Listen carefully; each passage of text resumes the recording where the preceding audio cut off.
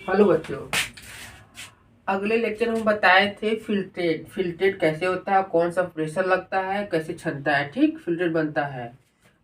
उसमें urine formation के first step बताए थे। पहला स्टेप था ग्लोमेरुलर फिल्ट्रेशन, उसको पहला स्टेप बताया था ग्लोमेरुलर फिल्ट्रेशन। ठीक, आज हम बताएंगे री एब्जॉर्प्शन और सेक्रीशन। ठीक, समझाएंगे। देखिए, ऑफरेंट रेट्रोल से ब्लड आता है बॉमन कैप्सूल में।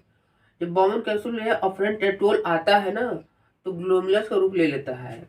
और ग्लोमेरुलस में बताए थे कि प्रेशर लगता है 55 mm Hg का। ठीक, जिसके कारण और दो अपोजिट फोर्स भी लगते थे 30 और 15। ठीक, जिसके कारण यह फिल्ट्रेट 10 mmHg का फिल्ट्रेट बनता था।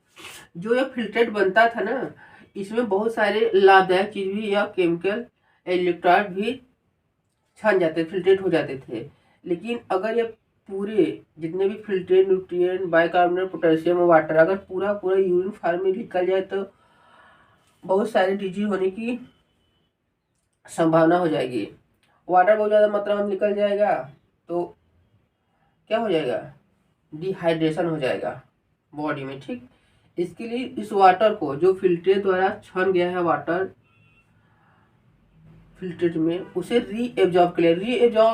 री एब्जॉर्प्शन मतलब होता है ट्यूबुल से ब्लड वाटर न्यूट्रिएंट और बाइकार्बोनेट को क्या करता है, री एब्जॉर्ब करता है। फिल्ट्रेट से ब्लड अपने में लेता है। ठीक, री एब्जॉर्प्शन मतलब क्या है, फिल्ट्रेट टू ब्लड वेसल्स यानी पीसीटी से। ये क्या है, पीसीटी से प्रोक्सिमल कॉन्वोल्यूटिल ट्यूबुल। ठीक, इससे जो फिल्टर छना हुआ है लाभदायक उसे फिर ब्लड अपने आप में ले लेता है, सक कर लेता है, अपने पास ले लेता है। ठीक, एब्जॉर्ब कर लेता है।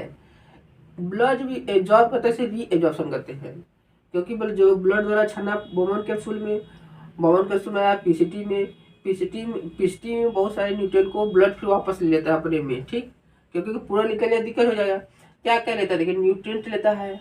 न्यूट्रिएंट ब्लड है, ब्लड वेसल। देखिए आगे चल के यही इफरेंट आर्ट्रियोल आगे चलकर ब्लड वेसल्स बनाता है, फिर नीचे जाता है ना तो ये वासर रेक्टर बनाता है। ठीक, तो पीसीसी कौन कौन चीजें वापस लेता है, ब्लड वेसल्स, न्यूट्रिएंट लेता है, बाइकार्बोनेट लेता है, पोटेशियम लेता है, वाटर लेता है। ठीक, देखिए इसे कहता है री एब्जॉर्प्शन। जब ब्लड ट्यूबुल से लाता है, चीजों को अपने पास लेता है, री एब्जॉर्ब करता है। री एब्जॉर्प्शन में ही मतलब ट्यूबुल से ब्लड अपने अपने पास लेता है, री एब्जॉर्प्शन ना। Nutrient bicarbonate water potassium ion और वाटर। लेकिन ब्लड कुछ हानिकारक चीजें भी ब्लड से फिल्ट्रेट में डालता है। देखिए क्या, अमोनिया और हाइड्रोजन आयन। पीएच बैलेंस करने के लिए फिल्ट्रेट का और ब्लड वेसल्स के वापस ट्यूबल्स में आता है। देखिए पीसीटी में क्या कहता है, अमोनिया आता है।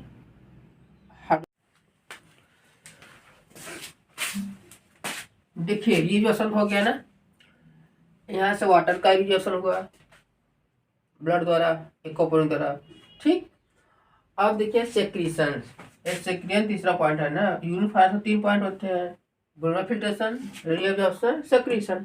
सेक्रीशन में सेक्रीट कर देना हानिकारक चीजों को जो ब्लड वेसल्स में ट्यूब्स द्वारा बाहर निकल दिया जाएगा कलेक्टिंग डक्ट द्वारा, फिर प्रोसेस करके। तो देखिए जो सेक्रीशन है, जो यह क्या यहाँ से डिसेंडिंग कॉलम में वाटर का रिएब्जॉर्प्शन हुआ, यहाँ क्या हो, गाढ़ा हो गया। फिर जब डिसेंडिंग कॉलम गाढ़ा हो गया, जब ये असेंडिंग कॉलम आता है जो गाढ़ापन बना है फिल्ट्रेट, तो इसमें से अगर हम सोडियम क्लोराइड को निकालेंगे बाहर के, फिर यह तरह हाइपोटोनिक हो जाएगा। यहाँ क्या है, नॉर्मल होना ही जाएगा, फिल्ट्रेट नॉर्मल हो जाएगा। जब यह पहुंचेगा फिल्ट्रेट क्या, डीसीटी में पहुंचेगा, फिर फिल्ट्रेट का रिएब्जॉर्प्शन होगा, फिर सोडियम क्लोराइड वाटर और बाइकार्बोनेट का रिएब्जॉर्प्शन होगा। लेकिन कुछ हानिकारक चीजें भी यहाँ पे देखिए क्या है, यहाँ पे देखिए पोटेशियम का पीसीटी में पोटेशियम का रीएब्जॉर्प्शन होगा। लेकिन यहाँ पर देखिए डीसीटी डिजिटल कॉर्नर ट्यूबुल्स में क्या होता है, पोटेशियम का पोटेशियम निकाल दिया जाता है ब्लड वेसल से। यहाँ पर रीएब्जॉर्ब कर लिया जाता है, यहाँ पर निकाल देता है पोटेशियम को और हाइड्रोजन आयन को। ठीक, यह सेक्रीशन। ठीक, सेक्रीशन ऑफ ब्लड से ब्लड टू फिल्ट्रेट डिस्टिम डाला जाता है, और reabsorption filtrate to blood vessel में डाला जाता है। और जो डिसेंडिंग कॉलम है, ascending column. Descending column water का रिएक्शन होता है जिससे वाटर का लॉस ना हो, बॉडी में डिहाइड्रेशन ना हो। और फिर इधर डिसेंडिंग असेंडिंग कॉलम में सोडियम क्लोराइड का रिएक्शन होता है।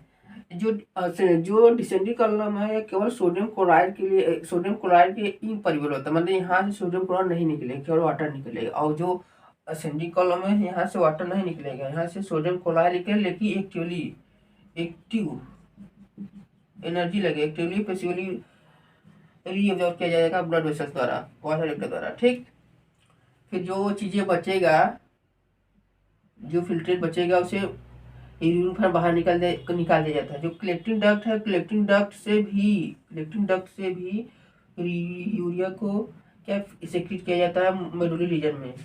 रीएब्जॉर्प्शन मान लीजिए, क्या एब्जॉर्प्शन फिल्ट्रेट मेडुलरी रीजन में डाल दिया जाता है जिससे, या फिर ट्यूबुल में जाता है, ट्यूबुल में कंसंट्रेशन बनाए को रखने के लिए होता है। ठीक, पीएच समझ आ गया।